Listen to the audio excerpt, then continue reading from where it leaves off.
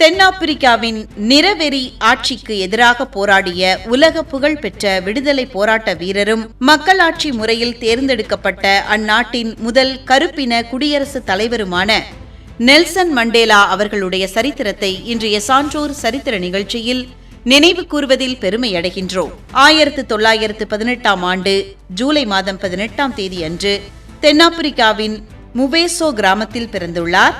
2013ஆம் ஆண்டு டிசம்பர் மாதம் 5ஆம் தேதி காலமாகியுள்ளார் நெல்சன் மண்டேலா அவர்கள். அமைதி மற்றும் மனித உரிமைகளுக்கான இவரது வாழ்நாள் போராட்டத்தை போற்றும் வகையில் 1993ஆம் ஆண்டு இவருக்கு அமைதிக்கான நோபல் பரிசு வழங்கப்பட்டது. இவருக்கு பெற்றோர் இட்ட பெயர் ரோலி ஹலாலா என்பதாகும். இதன் பொருள் பிரச்சனையை உருவாக்குபவர் அல்லது மரக்கிளையை இழுப்பவர் என்பதாகும். விட்வாட்டர் ஸ்ட்ராண்ட் பல்கலைக்கழகத்தில் சட்டக்கல்வி பயின்று 1942இல் வழக்கறிஞரானார் நெல்சன் மண்டேலா அவர்கள். 1943இல் ஆப்பிரிக்க தேசிய காங்கிரஸ் கட்சியில் இணைந்து அதன் இளைஞர் பிரிவை தொடங்குவதில் முக்கிய பங்கு வகித்தார். ஆரம்பத்தில் காந்திய வழியில் அறப்போராட்டங்களை நடத்திய இவர் வெள்ளை அரசின் கடுமையான ஒடுக்குமுறையால் பின்னர் ஆயுதம் தாங்கிய கொரில்லா படைப்பிரிவை தொடங்கினார். அரசாங்கத்திற்கு எதிராக செயல்பட்டதாக குற்றம் சாட்டப்பட்டு 1964இல் இவருக்கு ஆயுள் தண்டனை விதிக்கப்பட்டது. இவர் 27 ஆண்டுகள் ரோபன் தீவு உள்ளிட்ட பல்வேறு சிறைகளில் கடுமையான சூழலில் அடைக்கப்பட்டார். உலக நாடுகளின் தொடர் அழுத்தம் காரணமாக 1990ஆம் ஆண்டு பிப்ரவரி 11 அன்று சிறையிலிருந்து விடுவிக்கப்பட்டார் நெல்சன் மண்டேலா அவர்கள். தென்னாப்பிரிக்காவின் நிறவெறி ஆட்சிக்கு முடிவு கட்ட அமைதி பேச்சுவார்த்தை நடத்தி 1994இல் நடைபெற்ற பொது தேர்தலில் வெற்றி பெற்று அதிபரானார். தான் கொடுத்த வாக்குறுதியின்படி ஒரே ஒரு முறை மட்டுமே அதிபர் பதவியில் நீடித்து பின்னர் இளம் தலைமுறையினருக்கு வழிவிட்டார் நெல்சன் மண்டேலா அவர்கள். நோபல் பரிசு தவிர இந்தியாவின் உயரிய விருதான பாரத ரத்னா உள்ளிட்ட 250க்கும் மேற்பட்ட சர்வதேச விருதுகளை பெற்றுள்ளார். ஐக்கிய நாடுகள் சபை இவரது பிறந்த நாளான ஜூலை 18ஆம் தேதியை நெல்சன் மண்டேலா சர்வதேச தினமாக அறிவித்து கொண்டாடுகிறது. நுரையீரல் தொற்று பாதிப்பு காரணமாக 2013ஆம் ஆண்டு டிசம்பர் மாதம் 5ஆம் தேதி அன்று தனது 95வது வயதில் ஜோகன்ஸ்பார்க்கில் காலமானார் நெல்சன் மண்டேலா அவர்கள். தென்னாப்பிரிக்காவின் நிறவெறி ஆட்சிக்கு எதிராக போராடிய உலக புகழ்பெற்ற விடுதலை போராட்ட வீரரும் மக்களாட்சி முறையில் தேர்ந்தெடுக்கப்பட்ட அந்நாட்டின் முதல் கருப்பின குடியரசுத் தலைவருமான நெல்சன் மண்டேலா அவர்களுடைய சரித்திரத்தை இன்றைய சான்றோர் சரித்திர நிகழ்ச்சியில் அறிந்து கொண்டதில் மிக்க மகிழ்ச்சி அடைகின்றோம்.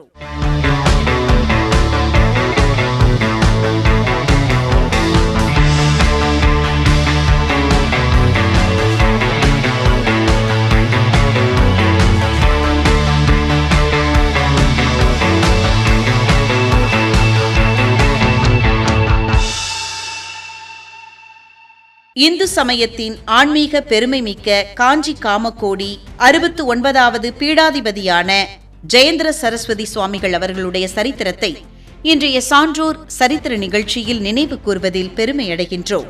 ஜெயேந்திர சரஸ்வதி சுவாமிகள் 1935ஆம் ஆண்டு ஜூலை மாதம் 18ஆம் தேதி அன்று திருவாரூர் மாவட்டத்தில் உள்ள இருள்நீக்கி என்ற கிராமத்தில் மகாதேவ ஐயர் சரஸ்வதி அம்மாள் தம்பதியருக்கு மகனாக பிறந்தார்.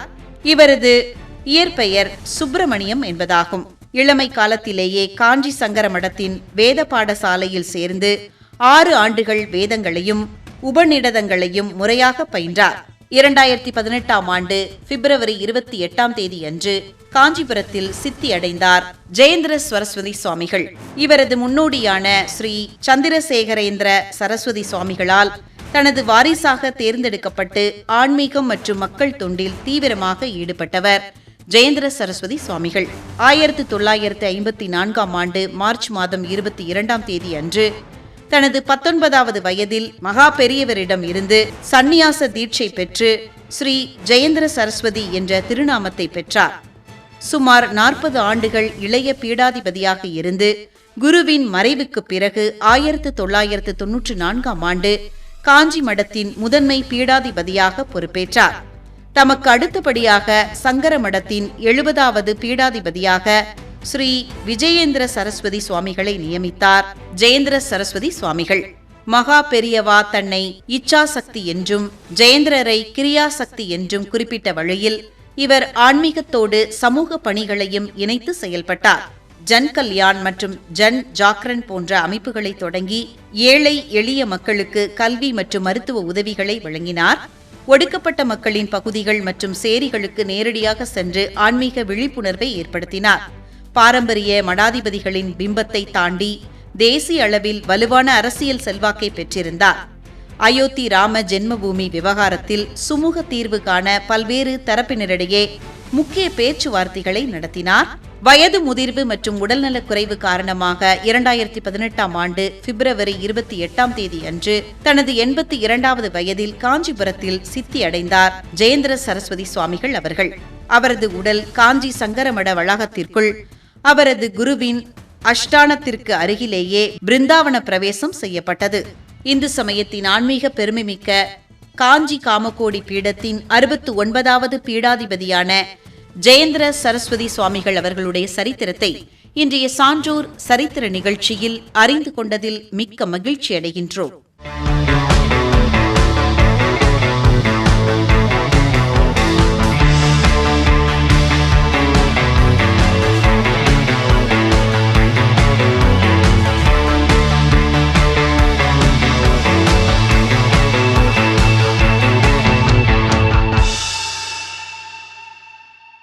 தமிழ் திரையுலகத்தின் 5 சகாப்தங்களுக்கும் மேலாக கோலோச்சிய ஒப்பற்ற திரைப்பட பாடலாசிரியர், கவிஞர், எழுத்தாளர் மற்றும் நடிகரான கவிஞர் வாலி அவர்களுடைய சரித்திரத்தை இன்றைய சான்றோர் சரித்திர நிகழ்ச்சியில் நினைவு கூர்வதில் பெருமை அடைகின்றோம். கவிஞர் வாலி அவர்கள் 1931ஆம் ஆண்டு அக்டோபர் மாதம் 29ஆம் தேதி பிறந்துள்ளார். 2013ஆம் ஆண்டு ஜூலை மாதம் 18ஆம் தேதி இயற்கை எய்தியுள்ளார். தமிழ் சினிமாவில் மிக அதிக எண்ணிக்கையாக 15,000த்திற்கும் மேற்பட்ட பாடல்களை எழுதி சாதனை படைத்தவர் கவிஞர் வாலி அவர்கள். திருச்சி மாவட்டம் திருப்பராய்த்துறையில் ஒரு வைணவ குடும்பத்தில் சீனிவாச ஐயங்கார், பொன்னம்மாள் தம்பதியருக்கு மகனாக பிறந்தார். இவரது பெற்றோர் இட்ட பெயர் TS ரங்கராஜன் என்பதாகும். வாலிக்கு ஓவியம் வரைவதில் அதிக ஆர்வம் இருந்தது. அன்றைய காலகட்டத்தில் ஆனந்த விகடன் இதழில் புகழ்பெற்ற ஓவியராக இருந்த மாலி என்பவரை போல தானும் வரவேண்டும் என விரும்பினார். இதனால் இவரது பள்ளி தோழன் பாபு இவருக்கு வாலி என்ற புனைப்பெயரை சூட்டினார். திருச்சி வானொலியில் நாடகங்கள் எழுதிய வாலி 1958இல் சென்னைக்கு வந்து அழகர் மலை கள்ளன் படத்தில் முதலில் பாட்டெழுதினார். 1963இல் வெளியான கற்பகம் திரைப்படம் இவருக்கு பெரும் திருப்பு முனையாக அமைந்தது. எம்ஜிஆர், சிவாஜி கணேசன் காலம் தொடங்கி ரஜினிகாந்த், கமலஹாசன், விஜய், அஜித் மற்றும் இன்றைய தலைமுறை நடிகர்கள் வரை 5 தலைமுறை நாயகர்களுக்கு சூப்பர் ஹிட் பாடல்களை எழுதியுள்ளார் கவிஞர் வாலி அவர்கள். கவிஞர் வாலி அவர்கள் தாய் பாசத்திற்காக எழுதிய அம்மா என்றழைக்காத உயிரில்லையே என்கிற பாடல், கொஞ்ச நாள் பொறு தலைவா என்கிற பாடல், முக்காலா முக்கா புலாலா என்கிற பாடல், சிக்கு புக்கு ரயிலே என்கிற பாடல், நியூயார்க் நகரம் உறங்கும் நேரம் என்கிற பாடல் ஆகிய பாடல்கள் இவருக்கு பெரும் புகழை பெற்றுத்தந்த பாடல்களாகும். திரையிசையை தாண்டி தீவிர இலக்கியத்திலும் வாலி ஆழமான தடம் பதித்துள்ளார். புதுக்கவிதை வடிவில் இவர் எழுதிய காப்பியங்கள் மிக முக்கியமானவை. பாண்டவர் பூமி, கிருஷ்ண விஜயம், அவதார புருஷன், ராமானுஜ காவியம், நினைவு நாடாக்கள் இவை அனைத்தும் மிகவும் முக்கிய காப்பியங்களாக உள்ளது. கலைத்துறையில் இவரது பங்களிப்பை பாராட்டி 2007ஆம் ஆண்டில் இந்திய அரசு இவருக்கு பத்மஸ்ரீ விருது வழங்கி கௌரவித்தது. சிறந்த பாடலாசிரியருக்கான தமிழ்நாடு மாநில அரசின் விருதை 5 முறை பெற்றுள்ளார். சத்யா, ஹேராம், பார்த்தாலே பரவசம், பொய்க்கால் குதிரை போன்ற திரைப்படங்களிலும் கையளவு மனசு என்ற தொலைக்காட்சி தொடரிலும் முக்கிய கதாபாத்திரங்களில் நடித்துள்ளார் கவிஞர் வாலி அவர்கள். சுவாச பிரச்சினை மற்றும் வயது முதிர்வு காரணமாக 2013ஆம் ஆண்டு ஜூலை மாதம் 18ஆம் தேதி அன்று தனது 81வது வயதில் சென்னையில் காலமானார் கவிஞர் வாலி அவர்கள். ஏராளமான ஹிட் பாடல்களை தந்து தமிழ் நெஞ்சங்களில் நீங்காத இடம் பெற்ற கவிஞர் வாலி அவர்களுடைய சரித்திரத்தை இன்றைய சான்றோர் சரித்திர நிகழ்ச்சியில் அறிந்து கொண்டதில் மிக்க மகிழ்ச்சி அடைகின்றோம்.